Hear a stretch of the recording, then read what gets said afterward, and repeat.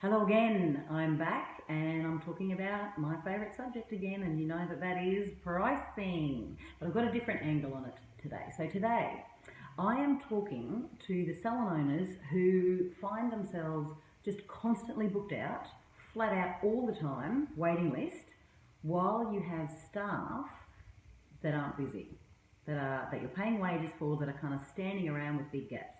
Okay, so you're flat strap, you're doing all the work, but you're paying wages for people who aren't at target or who aren't productive. Okay, what's wrong with that picture? You as the owner of the business, there are so many things that you need to be doing, that your business needs you to be doing, okay? But you don't have time because you're too busy being a hairdresser. But the people you're paying to be hairdressers aren't busy, okay? That's a disaster for your business. So we're going to save you from that problem today, okay?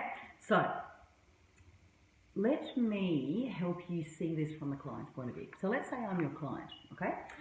And if I can pay the same amount for you, the guru, the owner of the business, the most experienced person, to do my hair as I would pay for one of your very lovely but probably less experienced stylists, okay? So if I can pay the same amount for you as I would to have someone else, who am I going to choose? I'm going to choose you, of course. So would you. Okay, of course I'm going to choose you, and there's your problem.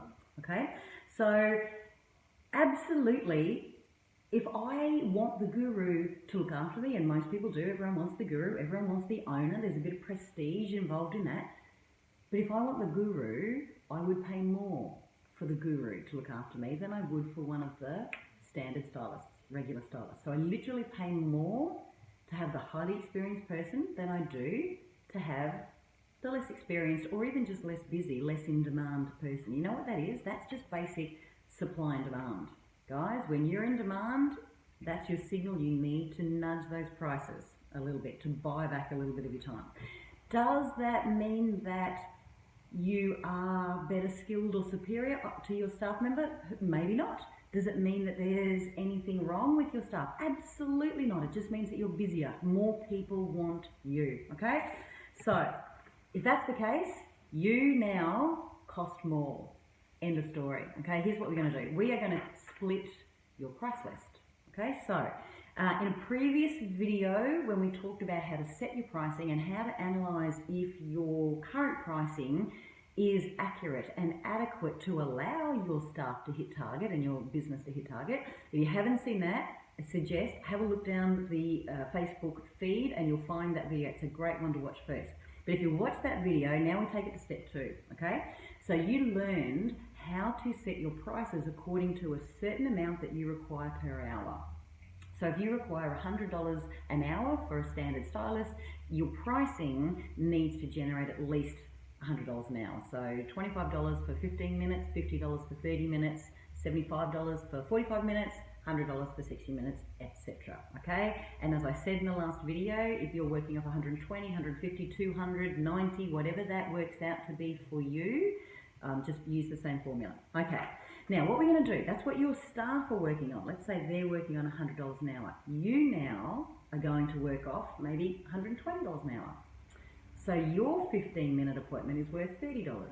Your 30-minute appointment is worth $60. Your 45-minute appointment is worth $90, and your 60-minute appointment is worth $120, okay? So what's going to happen is that those who absolutely love you and don't want anyone else to look after them, they want you, they are going to very happily pay whatever your fee is, of course, because they want you. They love what you do. It's not about price. And those who would prefer to stay at the current pricing level are going to choose a different stylist, okay?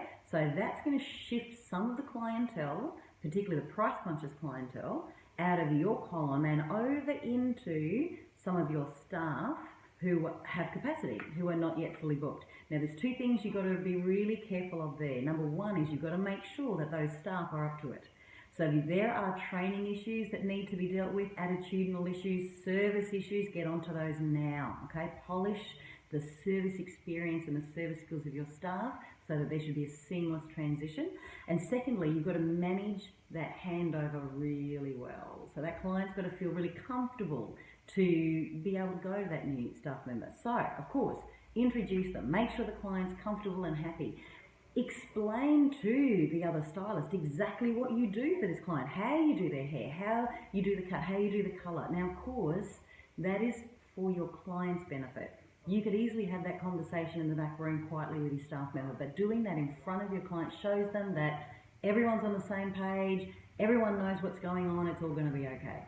Okay, so manage the handover well so that when they shift from your column, they go to one of your staff in the same salon. Okay, if they don't feel comfortable with their staff, you risk them going to another salon. So make sure you have everyone polished and up to scratch. Okay, so what happens now is you're now making a lot more money for the same hours, or even better, you're making the same money for a lot less hours, which frees you up now to be able to spend those hours coaching and training and developing and mentoring your staff, or working on your business, things that are going to directly impact your bottom line, okay? And as the owner, that's where you need to be. Now, the last question I usually get asked when we're getting our head around splitting a price list is, well, how do I explain that to a client? I've got a client who says, well, how much does it cost to get my hair cut? And you just need to have a script that's ready to go. So you might explain something like, oh, Mrs. Jones, look, we have developed a tiered pricing structure so that our clients have the ultimate choice in the experience level of the stylist and who they would like to look after them, and of course also the service fee or the price that they would like to pay. So our senior stylists start at X dollars, our master stylists start at X dollars, our creative director starts at X dollars, and by the way, you can also have, you can go the other way, you can have a tier for your emerging stylists, not apprentices, don't call them apprentices, okay? You call them rising superstars, call them emerging stylists, give them a professional title to give them credibility. But when you're explaining that to a client, it's like, you have ultimate choice, you can choose the person, the experience level that you like, and of course the service fee starts from here, etc. Which one are you more comfortable with? What would you prefer? Easy as that, but you've got to make sure everyone's really fluid and really polished on delivering it. Okay? So there you go. So we have just rescued you from a life chained to that chair. How good's that? Boom.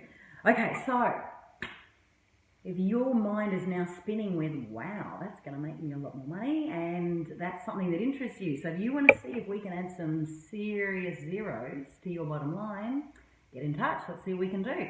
You can shoot me a message at on Facebook at the Salon Mentor or at Kim Krey, or you can send me an email at kim@kimkrey.com.au. So that's Kim, K-Y-M, at Kim Krey, K-Y-M-K-R-E-Y.com.au, and I'd love to hear from you.